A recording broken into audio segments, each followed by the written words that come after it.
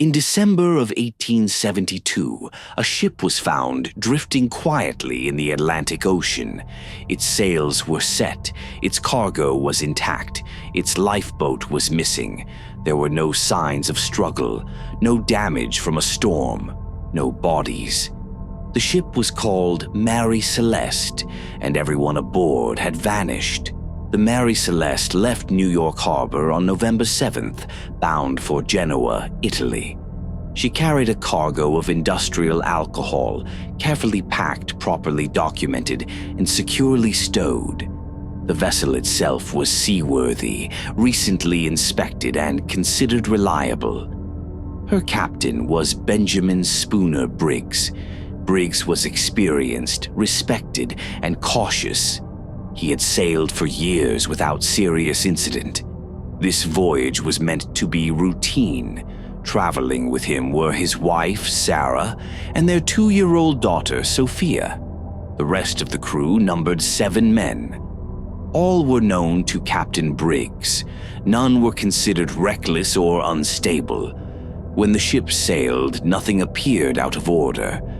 For several weeks, the Mary Celeste progressed steadily across the Atlantic. Entries in the ship's log were calm and methodical. Weather was recorded, bearings were noted, no concerns were expressed. The last entry was dated November 25th. After that, the log ended. On December 5th, another ship, the Dei Gratia, spotted the Mary Celeste drifting between the Azores and the coast of Portugal. She moved slowly, without direction.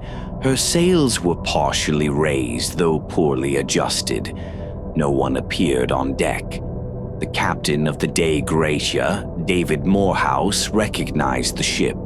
He had known Captain Briggs personally. The 2 vessels had departed New York within days of each other. Concerned, Morehouse ordered a small crew to board the drifting ship. What they found was unsettling in its ordinariness. The ship was not damaged. The hull was sound. The cargo was secure. Food and water remained on board in sufficient quantity. Personal belongings were undisturbed.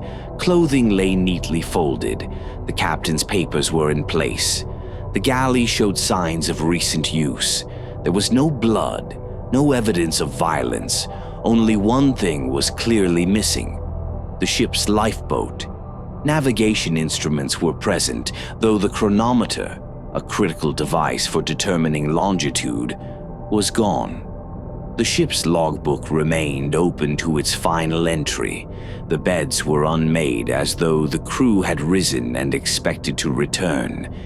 Everything suggested departure, not disaster. The Mary Celeste was towed to Gibraltar, where a formal investigation was held. Authorities examined the ship closely. They questioned the crew of the Dei Gratia. They reviewed the logs. Theories emerged quickly. Some suggested mutiny, others imagined piracy. A few proposed drunkenness or madness. None fit the evidence. There were no signs of struggle, no stolen cargo, no damage from an attack. The cargo of alcohol was largely intact, and yet there were concerns about fumes. A few barrels had leaked, though this was not unusual. It was suggested that Captain Briggs feared an explosion and ordered the crew into the lifeboat temporarily. But if so, why cut the tow line? Why leave a seaworthy ship behind? And why was the weather calm? The sea offered no answers. If the crew entered the lifeboat, it was never found. No bodies washed ashore. No wreckage appeared. The ocean closed over the mystery and remained silent. The investigation ended without conclusions. The ship was eventually repaired and returned to service, though misfortune seemed to follow her. Years later, she was deliberately run aground and abandoned. Her name faded from active shipping records. But her story did not disappear. What makes the Mary Celeste enduring is not what happened, but what did not. There was no clear moment of catastrophe. No final message, no sign of panic.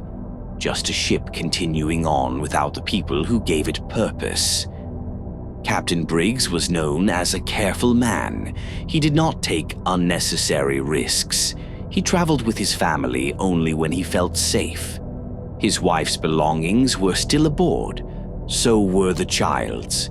It is difficult to imagine him leaving the ship unless he believed it was absolutely necessary.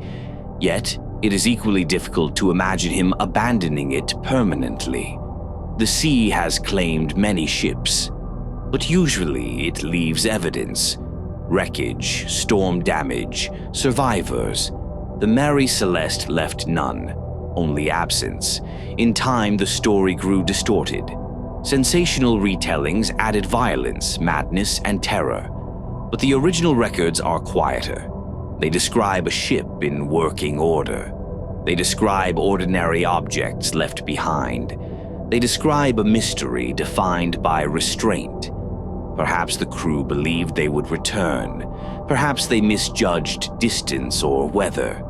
Perhaps something frightened them briefly, and that moment proved fatal. History does not say. What remains is an image, a ship drifting under an open sky, meals uneaten, beds unoccupied, a child's presence suggested only by what was left behind.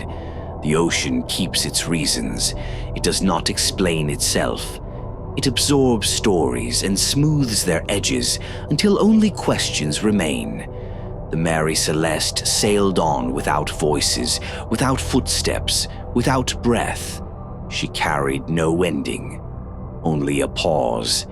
And in that pause, the mystery lives still, quiet, unresolved, and drifting just beyond reach.